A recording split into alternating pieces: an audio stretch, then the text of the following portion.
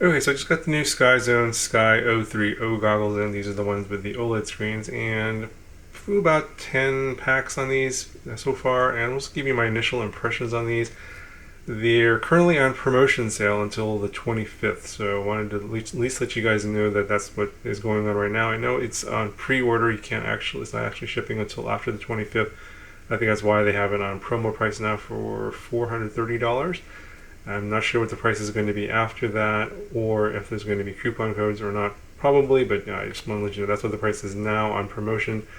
These are about $150 more than the goggles I've been using recently. These are Sky O2C goggles. Did a brief video on these recently, and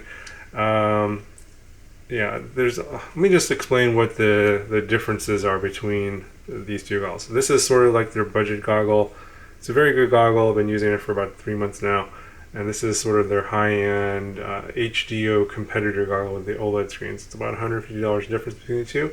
So for one thing, the O2Cs don't have the camera for whatever reason. Still has the head tracker and the dual diversity receivers. The O3Os have a camera, which I don't really use, and it's an okay camera. But this one has the camera, has the same head tracker, it has the same dual diversity receivers. So the differences are the DVR. So we got the H.264 DVR and this one. It records a little bit, I guess, the file size is a little bit smaller. The resolution seems to be VGA resolution. Can't tell too much difference in terms of the quality of the recording versus the motion JPEG recordings on the standard DVR on the O2C goggles. It's a little bit better. I still need to sort of investigate a little bit more, but yeah, the DVR is different on these newer goggles. They do provide a nicer head strap with these newer goggles. These are higher end goggles. So it's got the buckle here. Actually, I'll show on this side better. It's got this buckle here with a connection here to the goggle itself, and then a wider head strap, as you can see. On the O2Cs, it's a very narrow head strap, which I don't particularly care for. You just feel like the goggle stays on your head a little bit better with the wider head strap. Plus, the battery compartment here is kind of separate, as you can see, so the battery doesn't dig into your head as much on the other goggle strap. These O3Os come with two of these face plates. A wider one, which is the one I'm using here, and a slightly narrower one. So if you have a wider face like me, this is this is like a dream come true for me, because the Fatsharks were terrible. They were just digging into the side of my head on these face plates. But this one here fits my face absolutely perfectly. This is like the best fitting goggle that I ever had, and absolutely no light leakage. They have this faux leather kind of foam here, and they've upgraded the way that you mount the foam here with this Velcro. As you can hear, we've got this Velcro here. So when this wears out, it's going to be very easy to replace. You don't have to like peel off all that sticky, gummy foam tape stuff to replace the foam padding. And so the wider faceplate along with the nicer foam padding, it's like there's absolutely no light leakage for me. Obviously, everyone's face is going to be a little bit different, so you never know.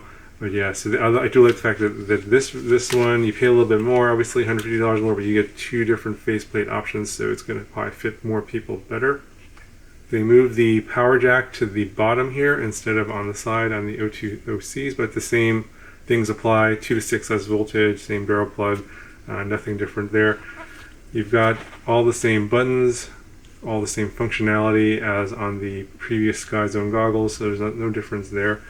The IPD adjustments are a little bit wider than on the Fatshark HDOs. I think it's about 2 or 3 millimeters more. So if you need a wider distance, check the specs, see if they're going to be in your range or not. But these are wider than on the HDOs. Now this glossy red paint finish here is pretty nice. Obviously, it comes in a variety of different colors. I think maybe 8 or 9. Obviously, you probably pick one that you like, but the glossy finish is pretty nice. And they've also put the glossy finish on the inside here, which they didn't do on the O2Cs, it was kind of a matte finish, which I didn't like. But this is a fingerprint magnet. Probably, I'm not sure if you can see that in the camera, but this thing just is a fingerprint magnet. So after a while, it just gets a bunch of grease and stuff on it. It does make it look a little bit kind of grimy after a while because of the glossy finish. Okay, so now onto the screens here. Obviously, there's really no way for me to show you how the screens look. The field of view on these is 35 degrees. The HDOs are 37 degrees. I've never used the HDOs, so can't compare the screens. The screen resolution on these is 1024 by 768, which is higher than what's on the HDOs. I think it's like 968 by 720. So this is a higher resolution screen, and that's the thing about this thing. It's a 4x3 screen for one thing, which I'm still trying to get used to because I've only used 16:9 screens before, and it's not switchable between 4.3 and 16:9, which kind of, I wish they would give you that option. Maybe they will in a firmware update, I hope, because when you're using a 4.3 screen with a camera that's producing a 16:9 image, it looks pretty weird. But when you have a camera that produces a 4.3 image on the screen, it's pretty nice. Everything looks, aspect ratio wise, looks all correct. But the thing that really impresses me the most about these screens is the super high resolution. Everything is just way more detailed on this screen than anything else that I've tried before. And I think that you're going to notice it more on the higher TV line cameras like the Ratel, my favorite camera. That one, I'm now seeing details out of that camera that I never wasn't able to see before on other goggles because the resolution is so much higher on these screens. And that's the thing about this, I think, is the selling point. It's a brighter screen than on the O2Cs that I've been using. The screen is definitely brighter. The screen is way higher resolution, so you can see way more details with the right camera. Now, with the lower resolution cameras like the whip cameras, it is noticeable that the screen has a little bit more detail, but it's not that much noticeable. It's going to be more noticeable on the higher end cameras than if you're going to use these screens. That's where you're going to notice it. Now, the thing that still bothers me is the field of view is too wide for my eyes. Let's see, this is 35 degrees. The O2Cs I think are 30 degrees, and then my Fatshark Dominator V3s are like 32 degrees, and I have that blurring on the, well, for me, mostly on the right upper corner of the image on these particular screens. That's with all the proper adjustments and everything. And other than that, everything else is pretty clear. I had that same issue with the Fatshark Dominators because of the wider field of view. I was getting a little bit of blurriness on the edges. I don't get that on the O2Cs. This is a really narrow field of view. It's like 30 degrees, and so everything is perfectly in focus all around the edges and in the center. On these, because the field of view is so wide, the center is perfectly in focus, but the upper right corner and the right edge of the image for me is a little bit blurry. So the blurriness, I got used to when I was using the Fatshark Dominator V3s. I'm going to obviously try and stick with these for a while and see if I can get used to the blurriness again. I can still fly, it's not a problem.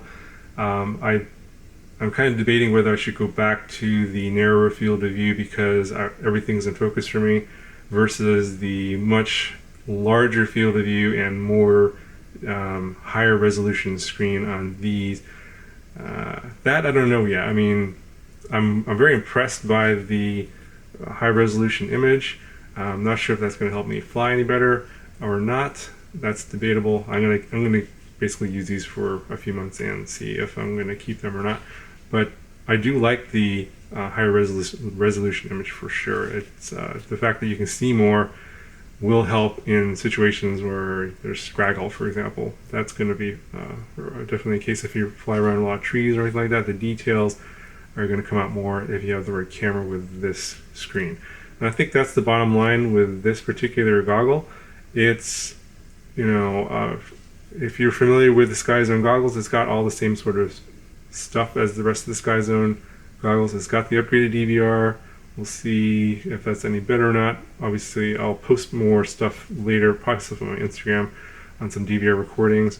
And whether or not these screens are going to be for me in the long run, I don't know. All I know is that it's a very clear, sharp image in the center for me, a little bit blurry on the upper right and the right side of the image, and the details are way higher than any other goggle I've used before. So that's pretty much it for the first impressions on this. Obviously, we'll see how it does long term. You know, all the other features, the menus and everything on here, OSD, it's all the same as before.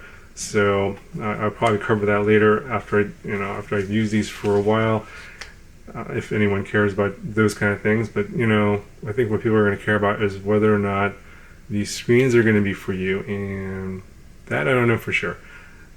I can tell you that as long as you can focus on the screens, you will be able to see more details out of these screens than probably anything else. Now, I've never tried HDOs.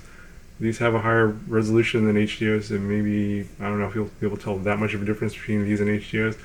Maybe someone out there who's tried both of these, let me know down in the comments below. Anyway, so this is just my first impressions on this goggle. I think it's pretty good. I'm pretty impressed with it so far. Definitely check out the link down below. It's like $430 right now. I don't know how much it's going to go up to after August 25th. And yeah, it's about $150 more than the budget ones, which I think are also great. I mean, I'm happy with either one, but I'm going to give these a shot for the next few months, and I'll report back as to how good they are a little bit later. So if you got any questions on these, let me know down in the comments below, and I will either try and keep those for a future video, or I'll answer them in the comments down below. Anyway, guys, hope you found the video helpful, and I'll talk to you guys in the next one.